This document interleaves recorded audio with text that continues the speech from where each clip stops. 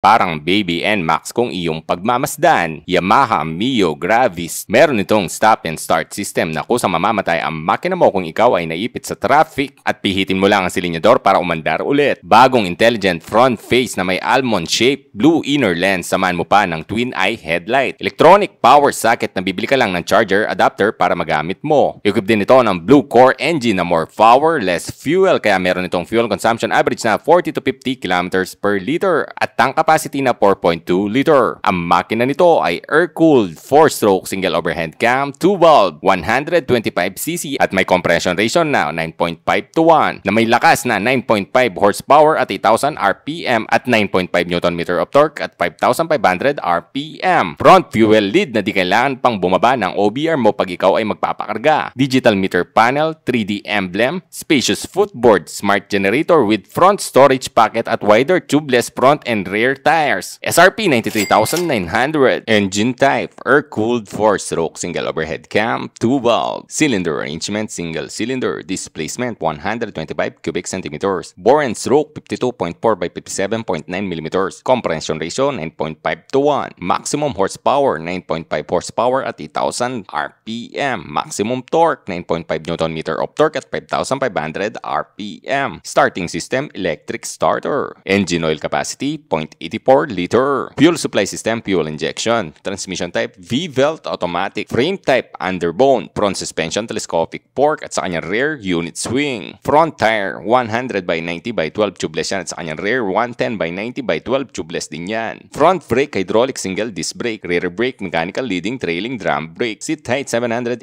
mm. Wheel base, 1,275 mm. Minimum ground clearance, 135 mm. Wet weight, 102 kilograms. Fuel tank capacity, 4.2 liter. What's up mga soy? Nandito tayo ngayon sa Yamaha Repsol Angeles para i-vlog tong Mio Gravis na bagong version niya. So, subukan natin seat height niya sa height kong 5'10 or insim na 32. Unang po, flat-footed tayo sigurado. You know, flat-footed tayo mga soy. Pati yung pwesto ng ating paa, yan o, kita niyo mga soy, di ba? Goods. Ergonomics, goods talaga tong Mio Gravis.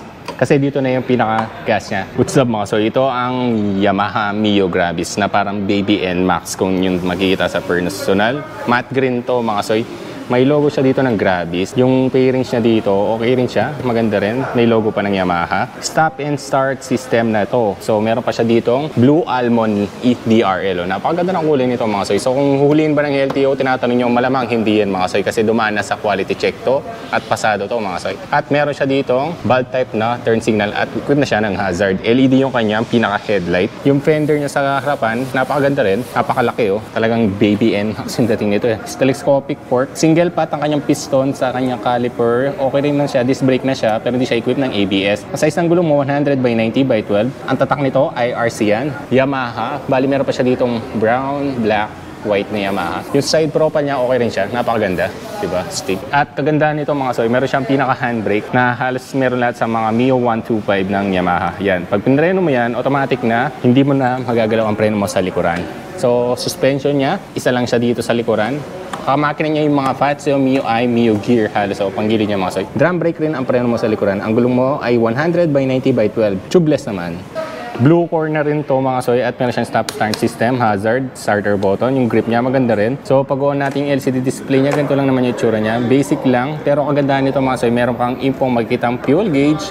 Nandyan na, ang kanyang odometer. Meron siyang isang button na isipin dito. Yan trip, voltmeter, meron siya, di ba, 11.9. So goods, orasan, speedometer, fuel echo. Okay na okay yung kanya. Very, kumbaga, basic lang siya mga soy. Dito naman, meron siyang high beam, low beam, turn signal left right, busina. At kagandahan nito mga soy, kung ikaw ay courier at gusto mong di ka na bumababa sa iyong upuan, is pipihitin mo lang to, ilalagay mo lang siya dito sa inyong open. Yan, naka-open na siya mga soy. At ilalagay mo sa fuel, pipindutin mo to.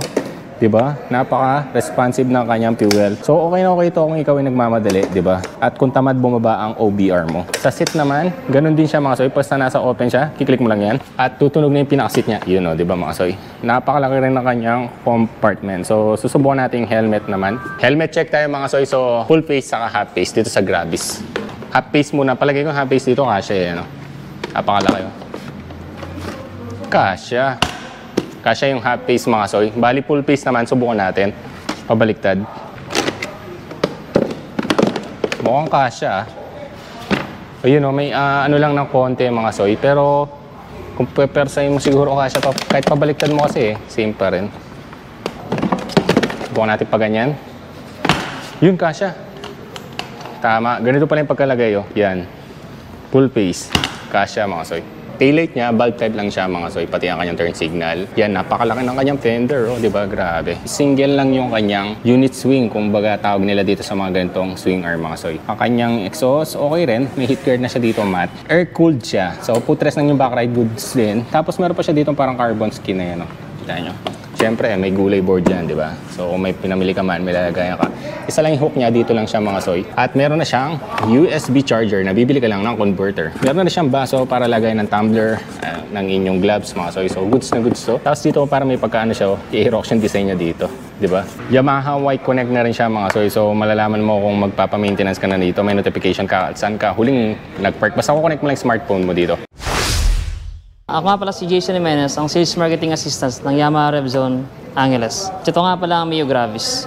Ang SRP nito is 93,900. Ang down payment is 6,300. Sa 3 years naman is 4,485 at ang rebate niya is 180. Sa 2 years naman is 5,655 at ang rebate niya is 60. Sa 18 months naman is 6,875 at ang rebate niya is 70. At ang inclusion nito is 3 years LTO registration, 1 year warranty at 1 year free service. At dito ko na lang tatapusin ang vlog. Maraming salamat po sa lahat ng nanood. Please follow nyo po ang page at i-share at i-like nyo na rin po. Maraming salamat. Ingat kayo. Ride safe!